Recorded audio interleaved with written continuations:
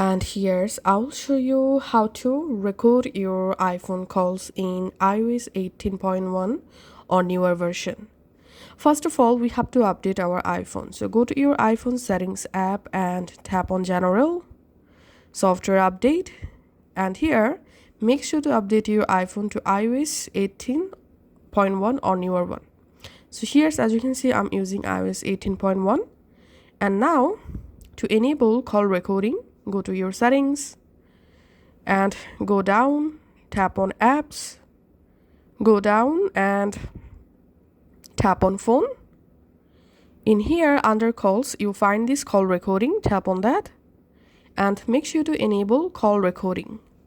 And now let's make a call. I'm going to receiving this call. And now at the top left of this corner, we can see the record button. Let's tap on that. And here we can see this call is now recording. So this is how we can start recording our iPhone calls. And now to stop recording, tap on the stop button and your call recording will be saved in your Notes app. Now to find your all of call recordings, go to your Notes app. In Notes app, you have to tap on call recordings and here you will find all of your call recordings. Thanks for watching.